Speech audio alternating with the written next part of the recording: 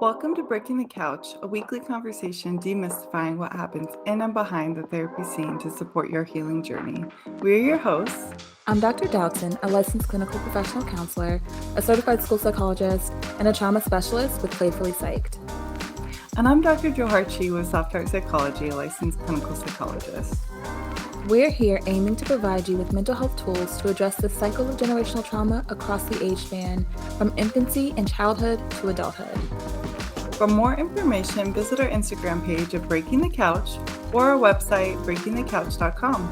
While we hope you love listening to and learning from our podcast, it's not a substitute for a relationship with a licensed mental health professional. We're back and we're talking about anger.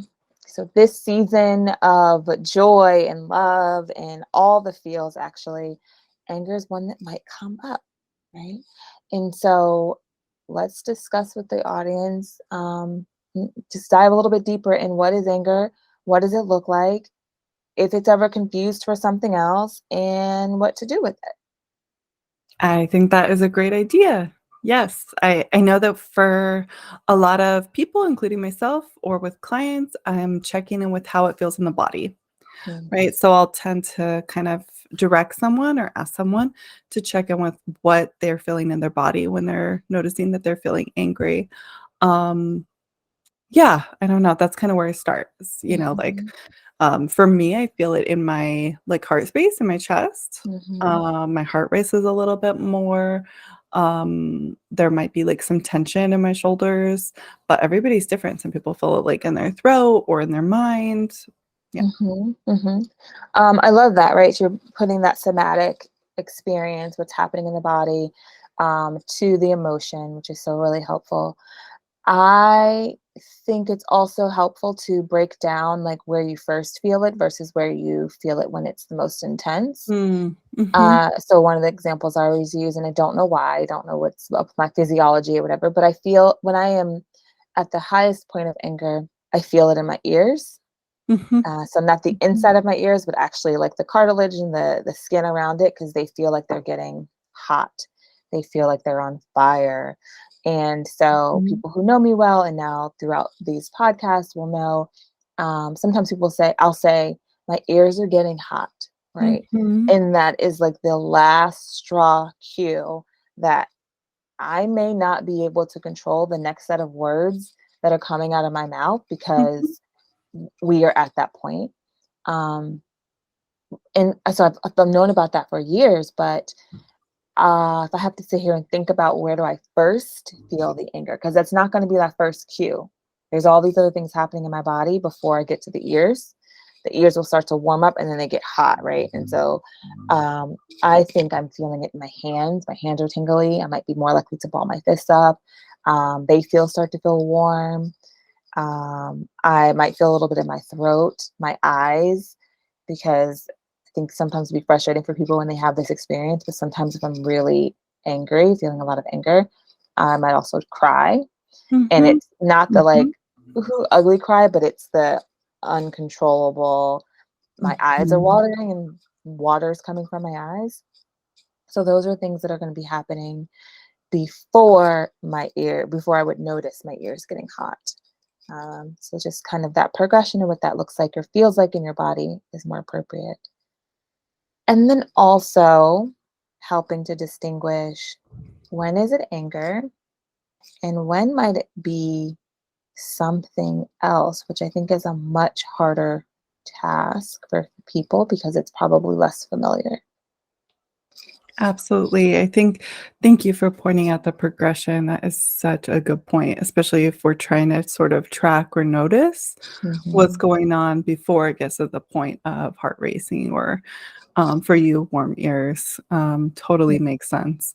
And as far as what else, I think it's tricky because I heard for so long that anger could be on top of, I think I heard several years ago in a clinical psych class in undergrad that anger could be on top of fear or sadness. And I was like, okay, I could roll with that.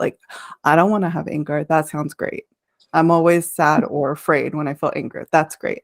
Then I come to find out no, that's not true. Sometimes anger could just be anger. sometimes anger can be frustration. I'm not feeling heard, and I start to feel angry about it, and that's okay. Like, that's Mhm. is what that is. But I think because of different pieces around socialization, I think certain, uh, I'll just say it, like white privilege, right? I do have this experience where if I'm experiencing anger, that's more okay than someone else, Absolutely. supposedly per society. Absolutely. And so, yes, anger, the way I look at it, anger really is a secondary emotion most of the time. It is most often like the anger that's allowed to be put forward in certain groups when other weak or more vulnerable emotions are under the surface. So you said sadness, fear, rejection, disappointment, Mhm. isolation, frustration, right? So it's not just the two, it's a lot of those emotions that we tend to think of. I started to categorize them as strength emotions and weakness emotions or weak Mm, emotions. Not that I believe that, right. that any emotion is strong or weak, but the perception in our society is that if we think about it, right? So those are who are joining us and watching on video. Right now, my you can see that my shoulders are kind of slunched over. I'm like sitting down. This is usually what we think of when we think of sadness. We think of it as small. It is like you're weak and vulnerable. Someone can hurt. Oh, someone hurt you, right? This little vulnerable thing that is a weakness, right? Disappointment, rejection. All of those things feel like they're these small things that are kind of people look at them as weak, right? But when Mhm, we say anger, right, the chest puffs out, the mhm, shoulders get broad, right? Things are happening in your face. All these muscles are being used. We actually use more muscles to express anger than we do. So some of the other emotions, right? So it's a big emotion. It's a strength emotion. We tend to identify it with a masculineness hmm, to it, a masculine mhm, trait, this like big mhm, thing, right? And so for some groups, it's a double-edged sword because, as you said, white privilege basically tells you that you can experience all of the emotions, mhm, right? And white privilege in the form of a white woman or white-bodied woman, right? Also, you can experience a lot of emotions. The main one that like will give you problems is your hysteria, more mhm, like a mhm, hysterical woman, right? That's a whole different categorization. But there aren't emotions that I can think of right now that are going to cause you bodily harm. You mhm, can express these emotions, and actually, some of the emotions you can express will lead to bodily harm of marginalized groups, especially racially marginalized groups, right? However, if we think about anger from the perspective of race and gender, we know that there is this term when we think about the Black community, the angry Black man, angry Black woman, right?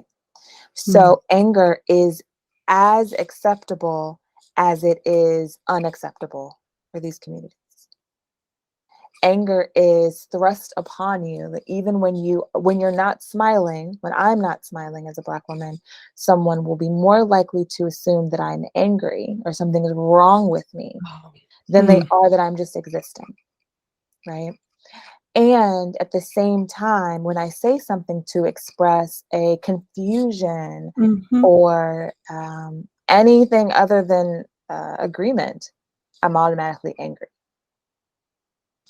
right? So they're pushing an emotion on me that I may not be feeling, right? That also helps prevent a lot of Black people, a lot of people from marginalized backgrounds from being in touch with their anger because we've been told we're not allowed to be angry, even when anger is completely inappropriate emotion to be feeling at that time.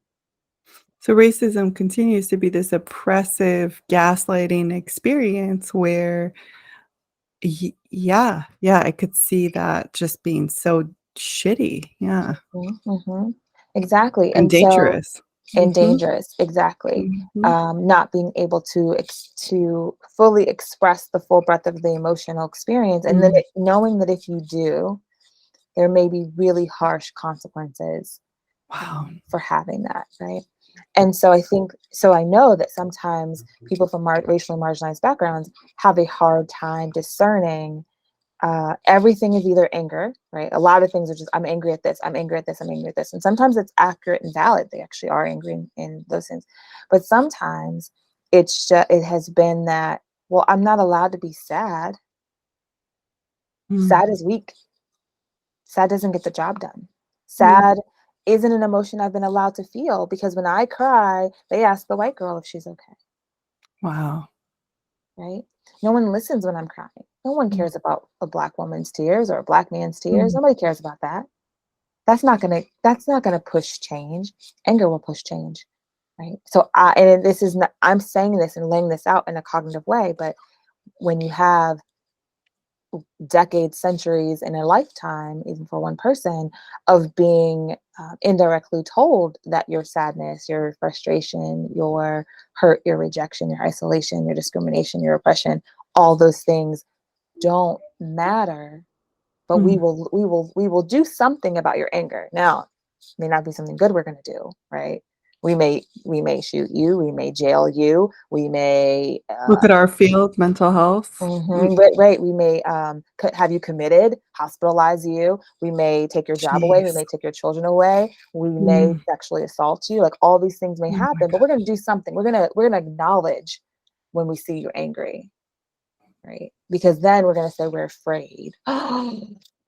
You're overreacting, and we're afraid of your anger because you beasts, right? Yikes. Um, and so Mm. I bring that up, as you were saying, as you were talking about, is that I think it's important for all groups to be able to uh, parse out and sit with, am I angry? And is it only anger, right? Can I make room for my sadness? Mhm. Mhm. Um, I was recently in a really bad car accident. And without giving too many details, right, there was myself and there was a white Mm. woman. My car was visually way more damaged than her car. Mm. Um, like, Gosh, I it know looked where like, this is going. Oh yeah. gosh. Um, Mhm. and where do you think the Mhm. police, the fire trucks, where do you think people went first? This is bullshit. Yeah. I already know. They Yeah. checked on her first, right? Oh, Uh, Dr. Dawson. Oh my gosh. they checked on Mm. her first, her Yeah. safety and her existence first. Um, Mm. why is that? And I was the only, if we say Mm. people of color, I was the only person of color. I was the only person from a racially Mhm. marginalized background at the whole scene, until like the tow trucks came, right? Um, Mm.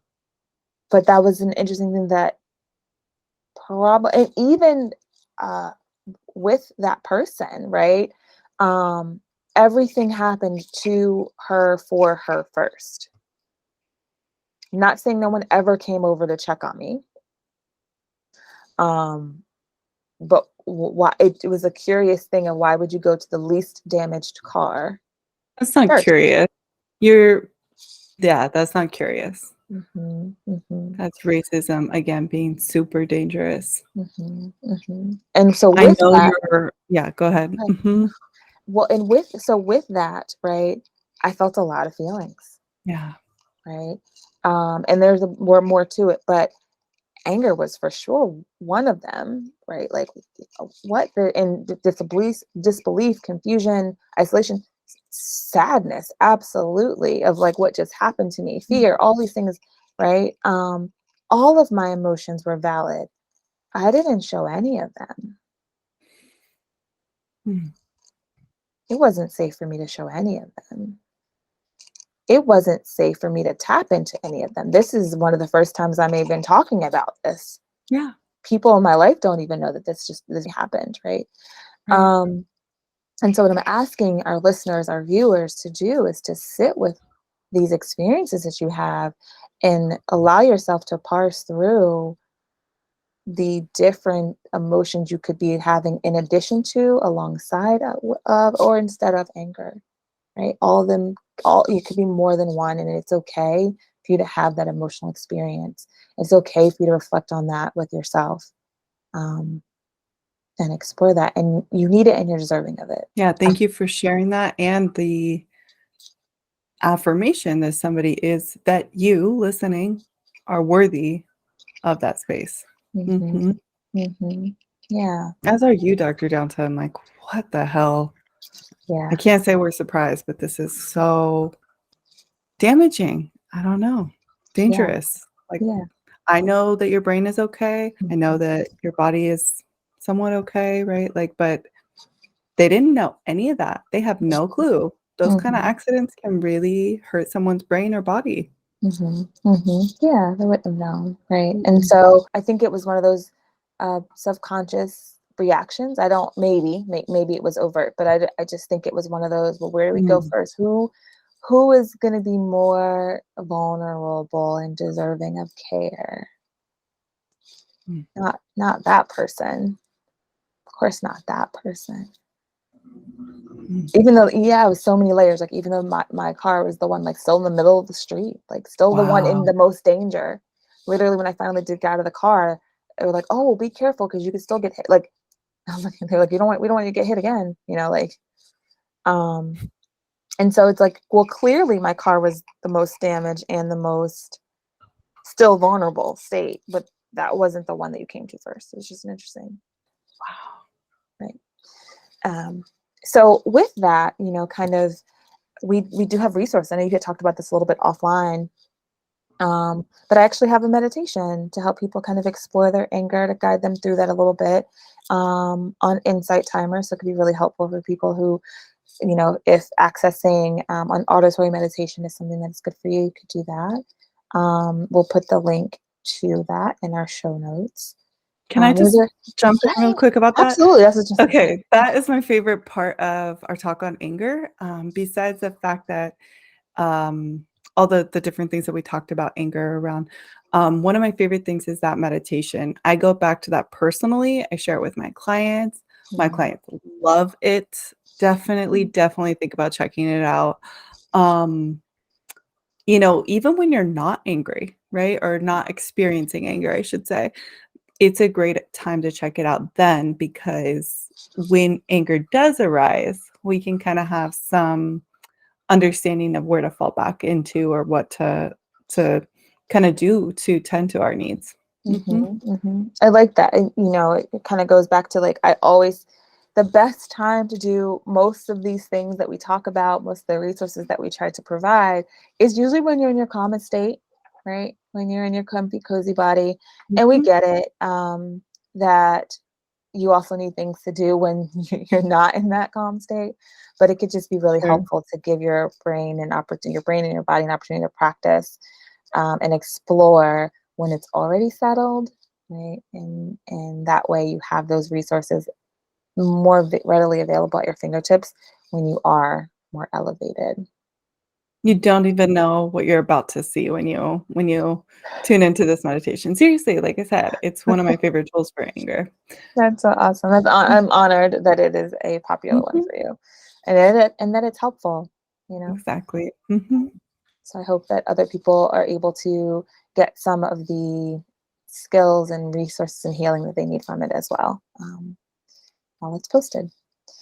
So I've enjoyed this conversation, right? Just being able to talk about that, give Mhm. people a Yeah. little bit more room to be and feel, and also to validate anger when you have it. You know, we just don't want you. We just also want you to make room for any other feelings that may come up alongside it, because it's okay to be Mhm. Mhm. angry and whatever those other emotions are. Um, let you have that full experience. So you can find us on Instagram. We just calculated that we are more than halfway done with this season, so just a few more Mhm. episodes left, and then we will be completely saying goodbye to Breaking the Couch and everyone who's listened. And we want to thank you for your support. So we'll figure out something really special to do in that last episode, right? I'm sure. But Mhm. until then, find us on Instagram, check out our website, leave a comment, fill out the survey, get a book from the bookshop, give us a last little bit of 10 cents to help finish producing the last of these episodes. Keep those local bookstores up and running, especially during the season. They deserve it. And we will. Rate the Insight Timer meditation at its highest Yay! rating. Yeah, yeah, give me Mhm. 5 stars. Yes. Like, Don't rate it if it's not 5. if you Yeah, don't don't like it, bother. exactly, Mhm. yes. It's a shameless plug. Yes, I absolutely. said it. Yeah, you don't have to. Yeah. Um, so yeah, and we will see you next time. If you are looking for a therapist for yourself or your child, you can visit our websites, playfullypsych.com or softheartpsychology.com. We appreciate you joining us this week and can't wait till there's another opportunity to jump on the couch with you next week.